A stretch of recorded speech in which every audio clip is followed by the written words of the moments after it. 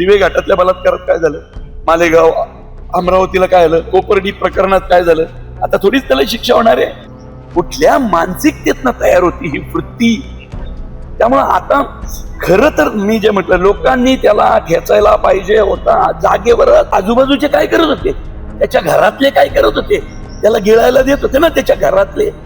त्यामुळे त्याच्या घरातले दोषी नाहीयेत. महत्वाचं तिच्या आईबापाचा विचार करणार आहोत. आता तिच्या आईबापांनी जगायचं कसं, मरेपर्यंत तिचे आईबाप ही घटना विसरतील का? खरं तर मी जे म्हटलं, लोकांनी त्याला ठेचायला पाहिजे होता जागेवरच. नसरापूर येथे घडलेल्या घटनेनंतर खरं तर संपूर्ण महाराष्ट्रातून संताप व्यक्त केला जातो. या घटनेतील जो काही आरोपी आहे त्याला जमावाच्या ताब्यात सोपवा अशी मागणी सर्वसाधारण खरं तर होताना दिसते. आणि अशीच काहीशी मागणी सोशल मीडियाच्या माध्यमातून अभिनेते प्रवीण तरडे यांनी केली होती. काल त्यांच्या सोशल मीडिया पोस्टची खरं तर जोरदार चर्चा झाली होती आणि आता स्वतः प्रवीण तरडे आपल्या सोबत आहेत. सर, काल तुम्ही सोशल मीडियाच्या माध्यमातून जी काही मागणी केली, जी काही भावना व्यक्त केली, तीच भावना सध्याच्या घडीला महाराष्ट्रातील प्रत्येकाची आहे. हे बघ, मी खरं तर कलाकार म्हणून सध्या सोशल मीडियावर व्यक्त होणं बंद केलं होतं. कारण कलाकारांनी जरा तोंड उघडावं की लोक लगेच त्याचे वेगळे वेगळे अर्थ करून. पण कालची जी घटना आहे ना, त्या घटनेने अस्वस्थ होऊन मी ती पोस्ट केली. म्हणजे हे भयान आहे. ज्यांच्या घरात मुलीबाळी आहेत त्या पालकांना विचारा आता त्यांची अवस्था काय आहे. लोक घाबरायला लागली आहेत. त्यामुळे उद्विग्न होऊन केलेली ती पोस्ट होती की या नराधमाला खरं तर लोकांनी पकडल्या मारून टाकायला पाहिजे होता, जाग्यावरती संपवायला पाहिजे होता. पण आता तो कायद्याच्या ताब्यात गेला. आता ती प्रोसेस आली. आता काय काय होणार, दिवे घाटातल्या बलात्कारात काय झालं, मालेगाव अमरावतीला काय झालं, कोपर्डी प्रकरणात काय झालं, आता थोडीच त्याला शिक्षा होणार आहे. आता हे सगळं लांबणार. तो जगणार, मरेपर्यंत जगणार त्या जेलमध्ये.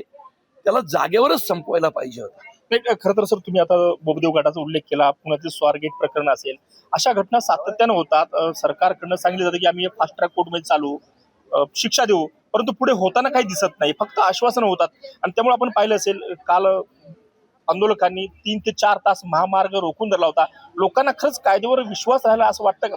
नाही, बघ, अशी घटना झाल्यानंतर ही उद्विग्न प्रतिक्रिया येणं महत्वाचं आहे. तिच्या आईबापाचा विचार करणार आहोत. आता तिच्या आईबापांनी जगायचं कसं, मरेपर्यंत तिचे आईबाप ही घटना विसरतील का? त्यांना झोपेच्या गोळ्या द्या, नाही तर इंजेक्शन द्या, त्यांच्या मेंदूतून ही गोष्ट जाईल का? त्यामुळं व्यक्त तर झालं पाहिजे. आता लोक म्हणतील हा बोलला तो बोलला, अरे पण घेचला पाहिजे. लोकांच्या ताब्यात द्या बरं. ती घाण कुठल्या मानसिकतेतनं तयार होती ही वृत्ती. त्यामुळं आता खरं तर मी जे म्हटलं, लोकांनी त्याला ठेचायला पाहिजे होता जागेवरच. आता तो प्रोसेस मध्ये गेलाय कायद्याच्या, तरी तिथं कुणीतरी असा बहादर जन्माला येईल त्याच्याकडनं आपण अपेक्षा ठेवू की जो 2 दिवसात निकाल लावल आणि त्याला फासावर चढवेल. सरकारकडनं अपेक्षा नाही का सर? सरकारची काहीतरी जबाबदारी आहे की नाही? त्यांनी सुद्धा अशा घटना घडल्यानंतर योग्य ती खबरदारी घेणं किंवा कायद्याचा धाक राहील अशी कारवाई करणं गरजेचं आहे, असं काही होताना दिसत नाही. बघ, हे कृत्य एका माणसाकडनं झालंय. अशी विचारसरणी काही सरकार तयार करत नाही. हे आपल्यातलंच कुणीतरी ना. अशी घाण आपल्या आजूबाजूलाच फिरत असते. आपल्यासारखाच माणूस असतो, समाजाचा एक घटक असतो. यापूर्वी त्याच्यावर काहीतरी गुन्हा होता वाटतं. 2 गुन्हे आहेत त्याच्यावर 2 गुन्हे आहेत. अगदी सेम असेच गुन्हे या ते 2 गुन्ह्यात त्याला कुणी सोडला. सोडून आल्यानंतर आजूबाजूचे काय करत होते, त्याच्या घरातले काय करत होते, त्याला गिळायला देत होते ना त्याच्या घरातले. त्यामुळे त्याच्या घरातले दोषी नाहीयेत का? त्याच्या आजूबाजूचे राहणारे दोषी नाहीयेत का? त्यांना माहिती होतं ना अशी घाण आपल्या घराच्या आसपास राहतीये. त्या आजूबाजूच्या लोकांनी तेव्हा जर त्याला मारून टाकलं असतं ना, तर आज ही घटना घडली नसती. त्यामुळे सरकार आणि कायदा ह्याच्या पलीकडे जाऊन ही अशी आपल्या आजूबाजूला घाण फिरती ना, ती आपण स्वतः साफ केली पाहिजे. ओके सर, आपण पाहू शकता, हे होते अभिनेते प्रवीण तरडे.